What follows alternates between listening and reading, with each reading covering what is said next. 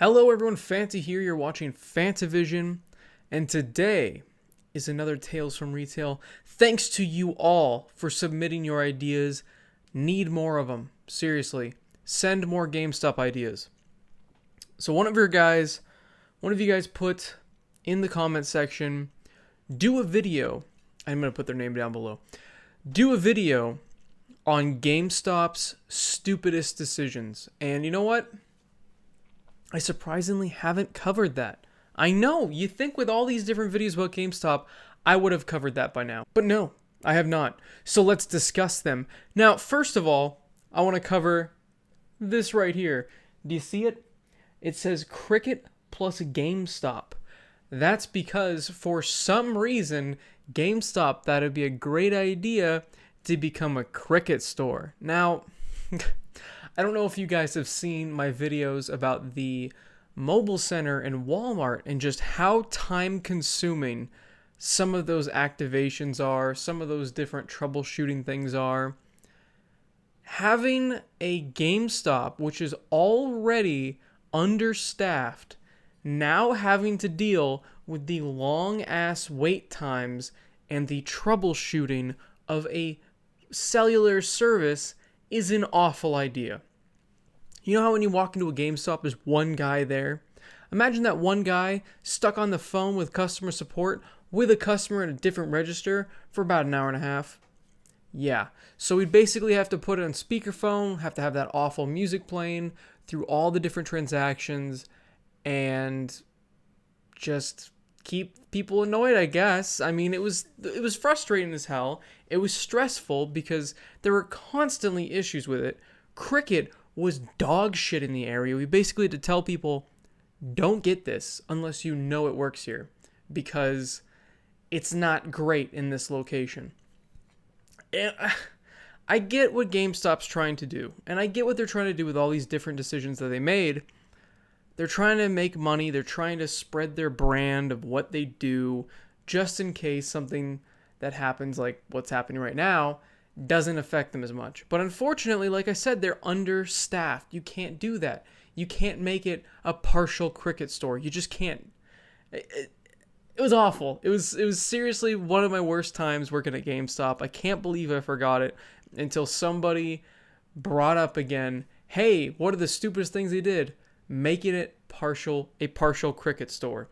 Because we get people calling all the time, asking questions about their mobile service. But we'd have to just redirect them to a real Cricket store, because we're not a real Cricket store. We were a GameStop. We sold games, right? That's what they're for. GameStop.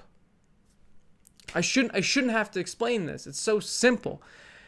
And they also did this because they were trying to sell more of the used iPhones and all the other phones in the store, but it really didn't work. I mean, they sold a couple of the cheapo iPhones, but it didn't work like they expected, which is why they stopped doing it.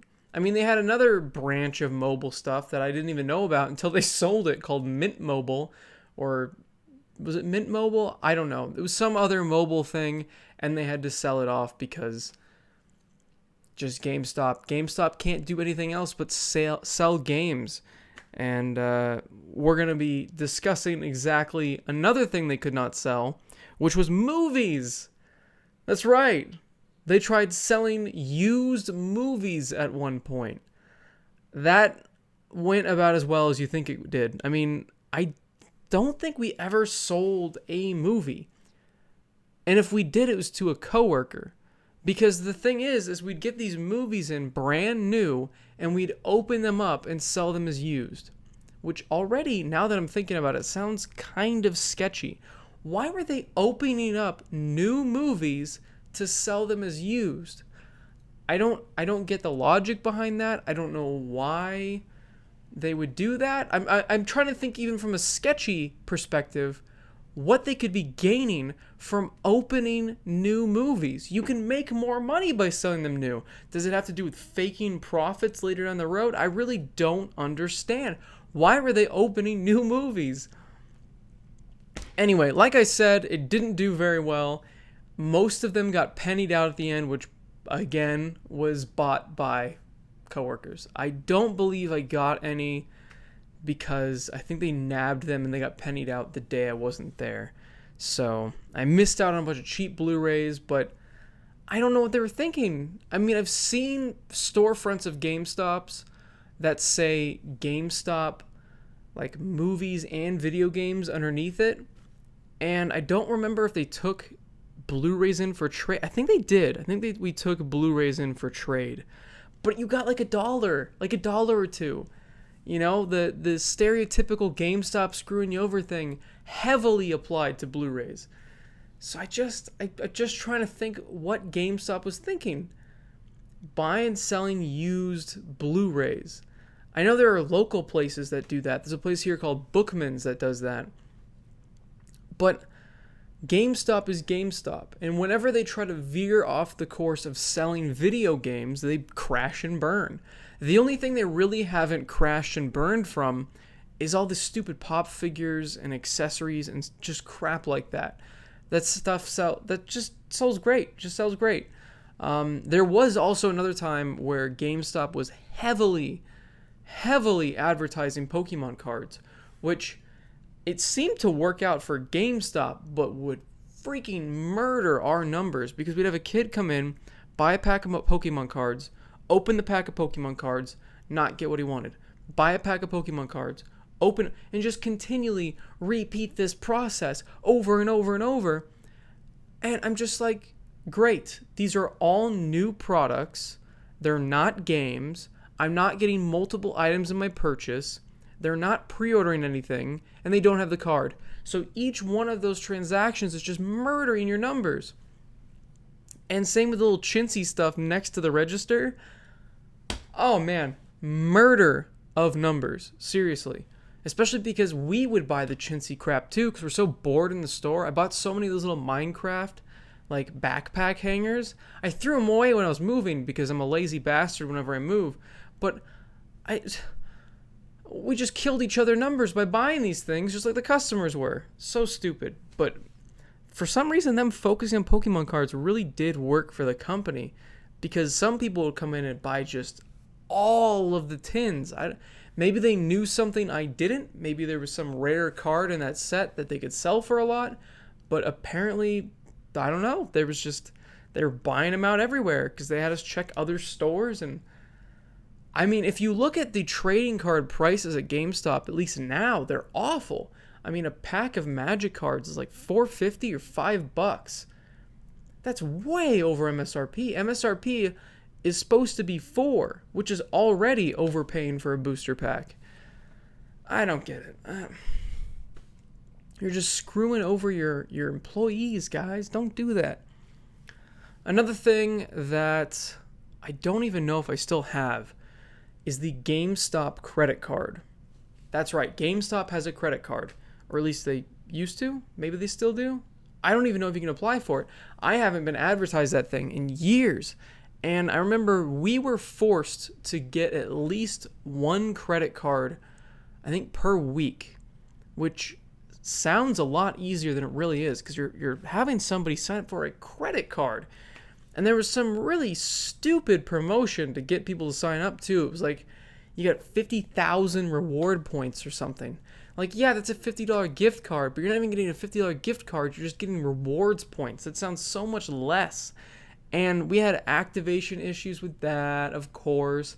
We had to call customer service with that. It was another thing that was slowing down the customer process, which could add to all the different reasons why people subliminally just hate GameStop more than any other store. It's just because they've had so many different bad experiences there. They can't quite put their finger on which bad experience is the bad one, so everybody just blanketly says, oh, GameStop sucks, their trade-in values suck, their game prices suck, and those are all true, but I feel like the main reason that most people hate the place, including myself, is the fact that it's understaffed and the wait times are ridiculous. There's always something delaying the person behind the counter. Whether it's somebody asking a million questions, the phone constantly ringing, somebody trading a bunch of shit. That's already 3 things that is slowing down the line. And when you add phones, credit cards, and that doesn't slow it down. But when you add those 2 things, you're adding 2 more things that are causing the customer to be alienated from coming back to your store. Because no one's going to have a good time coming to your store if you're sitting on the phone and you look miserable because you've been on the phone for an hour, or if you're the customer that's coming in with these problems and you have to wait at GameStop for an hour. It's not a good thing to have going on. At Walmart, if you're waiting for an hour, you go around the store, you go shopping, you come back. Oh, look, I'll get my phone now. Or it's Walmart, whatever. It's kind of the expectation that your visit is going to be unpleasant. Nobody goes to Walmart and goes, I want to have a real good time. No, it's Walmart. It's just already got that awful association to it. But the only reason people keep shopping there is because they have everything. Most of it is cheaper, and they're open 24/7. What does GameStop have going for it? Nothing. It should be customer service. That should be their number one thing that they have, because it's supposed to be run by gamers for gamers. But instead it's run by sometimes gamers for whatever makes a buck. And I understand they need to make money, but if you're doing it at the expense of the customer, then you're just going to lose money in the long run. And we're seeing that happen with the company now. They're losing money in the long run. So let's continue. Oh, by the way, the GameStop credit card, pretty much everybody working there was pressured into getting a GameStop credit card. That's why I have one, because you just kept getting badgered every single day by some of your managers to sign up for the fucking thing. And that constant peer pressure by your boss, it's the same sort of thing with these people that are not having a gun put to their head at these game development studios during crunch time, where they don't have to work overtime, but if you don't, you might get your hours cut. And having your boss pressure you into something makes you more likely that you're gonna do it, because you're worried about losing hours, and that's losing money. I never used the damn card, and I just kind of forgot that I had it until I made this video. But man, pressuring your employees, I think everybody at that store signed up for a GameStop credit card. I don't know anybody that used it. I think one employee might have used it, but pretty much nobody did. The interest rate was shit. There was no bonuses besides the Power Up Rewards points. I think it let you pay things off later, but just at GameStop, it really pressures the customer to only shop at GameStop. And I know lots of these cards do, but it really didn't have that great of benefits. At least like the Target one has like 5% off or something like that. I don't know what Best Buy's does. What does Best Buy's credit card do? I don't even know. Just get a cashback card. Don't get a GameStop credit card. And like I said, I don't even know if they still offer it. I haven't been offered that card since I stopped working there. And even when I worked there, it was only this huge thing that we're pressured into for a couple of months, and then it kind of just went by the wayside. So even then, kind of got discontinued even while I was working there, which is crazy.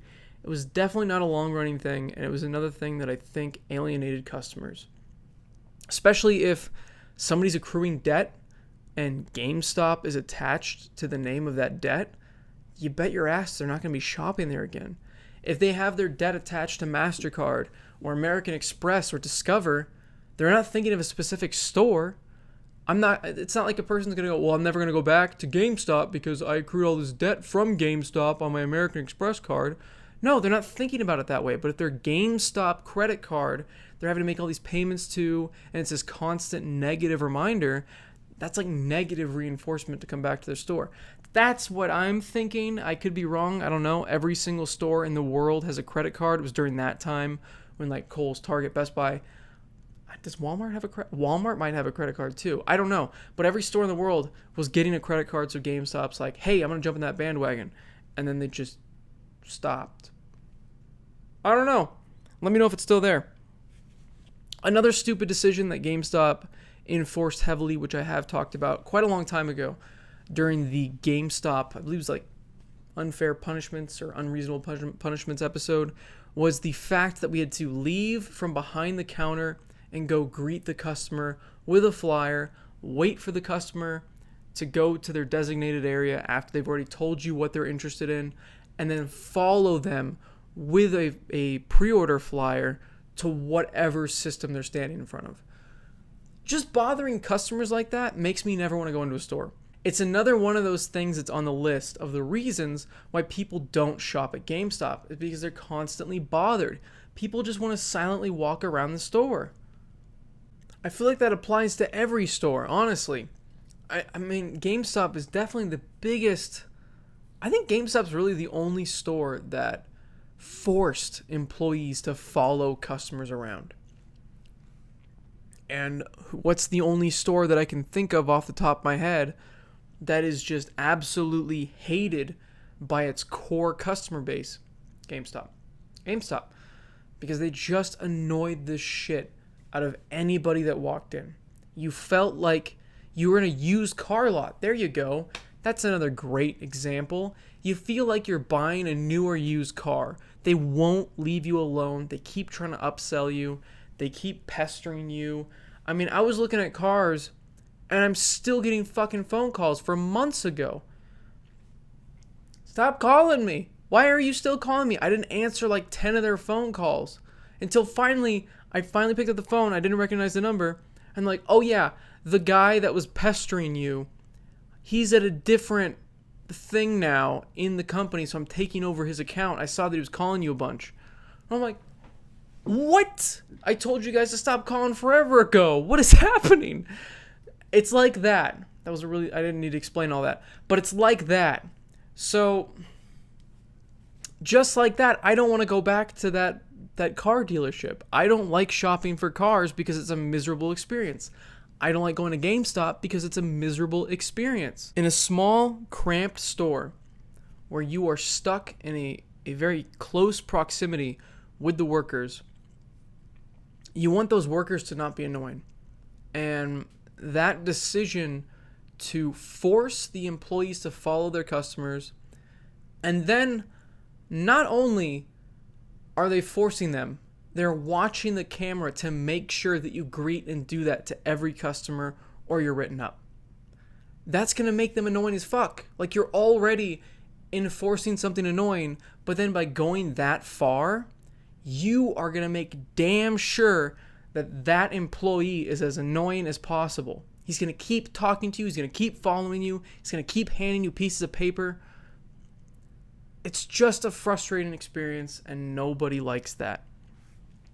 And the thing is all of these 4 things that I've mentioned today, I think it was 4, these stupid decisions that they've made, I think really speak to why GameStop as a company is going under. I know the company man said that it's not as bad as it looks and that it might be part of the case, but it's probably something greater. I know digital games are selling more and more, and I think that all of those things still play a huge part because customer service is number 1. And that's what GameStop needs to excel at to survive, because everywhere sells games. So they need to, make themselves unique. But instead of making themselves a unique place to shop in the fact that the workers there are super friendly, they've got amazing deals on video games, that there's a reason to keep shopping there, they've instead done these 4 mistakes that have all critically impacted the customer experience. The phones made it a longer, more miserable experience. Okay, I guess the movies didn't really. They just didn't. So the 3 things did. The GameStop credit card. Another thing that I hit the mic. The GameStop credit card, again, added to wait times. And it's another thing that we had to shove down people's throats. So there was the card, the Power Rewards card, the credit card, the gamer protection thing, the pre-orders, and do you want to buy something else? That's like 5 things you're constantly being asked and pressured into when you're just trying to buy a game. And then, of course, bothering customers in general by following them around the store. All of these things just add to an experience that people don't want to have. So they're more likely to go to Amazon. They're more likely to go to Best Buy, Target, anywhere that isn't GameStop. And that's why they have such a negative stigma. And that's also why it wasn't that enjoyable to work there. So, Thank you for watching, everyone. I hope you guys enjoyed this episode of Tales from Retail. Of course, if you have more ideas for GameStop or Walmart, please put them down below, because like I said, all out of ideas right now. This was pretty much the last one. I think there's a couple more in the comment section I can kind of mine out, but definitely drop a comment down below. And as always, have a fantastic day. See you guys. Today I'm drinking Citradelic by New Belgium. It's delicious. It's a tangerine IPA, 6% alcohol. Really need it. Been a long day. This is the third video I've shot today. I wore 3 different shirts in them to kind of match the theme. The Assassin's Creed shirt for the Ubisoft press conference video. The PlayStation shirt because Final Fantasy originated on the PlayStation. And now the GameStop shirt for the GameStop video. It's been a lot of shooting. It's late. I'm going to shoot the podcast tomorrow again. I'm sorry that is late for patrons. I wanted to wait until after all the press conferences happened for E3 so Eric and I could discuss all of the games that we saw, talk about which one was the best press conference, and it's really going to be the ultimate like E3 special podcast. So should be like 2 or 3 hours of like talking about video games, and then probably some random stuff as well. We always meander, so that'll be cool. And also, there's new merchandise. Somebody actually, you remember the cat sticks nightmare that Eric had? Well, that is now a t-shirt. So if you want to check out the merchandise store, it is down in the description. So you can get a shirt with 2 of Chloe's arms, like they're scratched into the shirt and they're stuck to it, and he's yanked the cat away from you, and they got the little like bones underneath. It's hilarious. It's not like super gruesome or anything. It's just kind of like a comic, funny thing. Thank you again to the guy that did that, and I sent him a free t-shirt with it on it, of course. And of course, if you've got any fan art at all, definitely put it in the Discord, send it to me on Twitter, whatever, because it could be a shirt. And if it is a shirt, I'll send you that shirt.